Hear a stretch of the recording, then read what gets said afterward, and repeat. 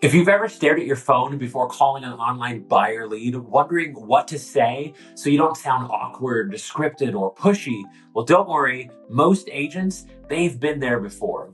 And the truth is, agents don't really struggle with getting leads. They struggle with what happens the first 30 seconds on that call.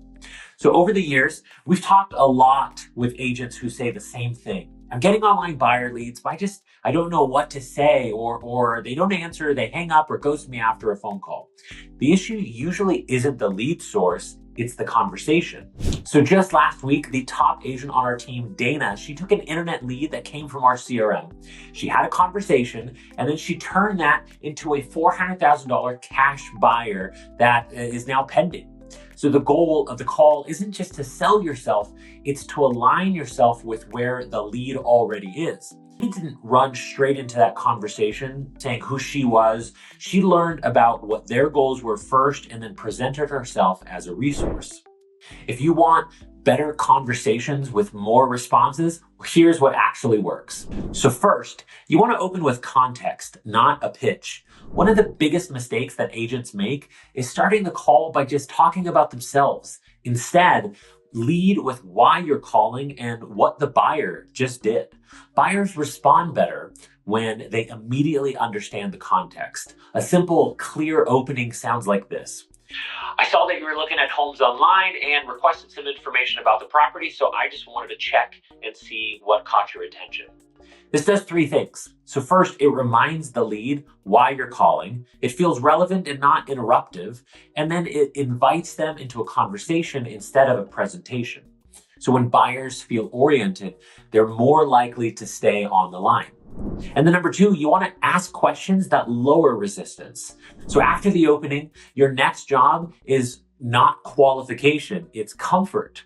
Instead of jumping straight into timelines, budgets, lending, and pre-approval, focus on questions that feel easy to answer. Good examples include asking a question like, are you just here to look? Have you been watching the market for a bit? Or asking, what made you click on that home specifically?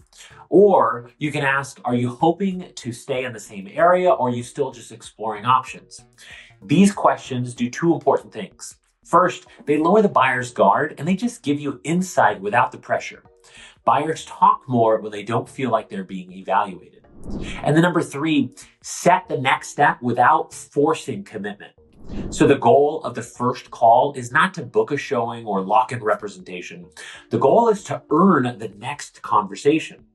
Once you understand where they're at, then offer value and propose a simple next step. So that might sound like you saying, hey, based on what you've shared, I can send you a few homes that match what you're looking for and just give you a better sense of pricing in the area. Or you can say, if it's helpful, I can walk you through what buyers are running into right now so you know what to expect. This positions you as a guide and not a salesperson. You're not asking for a decision, you're just offering clarity. And then this approach builds trust and ultimately keeps the door open. So if you're working with an online buyer lead and you want your calls to feel more natural and effective, well, we're always happy to help and compare notes. Feel free to reach out to Alyssa, myself, message us, or schedule a one-on-one conversation. We can talk through what's working in the local market and how to turn more of these calls into real conversations. And if this was helpful, we'll keep an eye out. We'll be sharing more practical strategies that agents can use right now to improve their follow-up and client communication. As always, I'm Josh Banda with Minegar Gamble Real Estate. Thank you for watching, and we'll see you in our next video.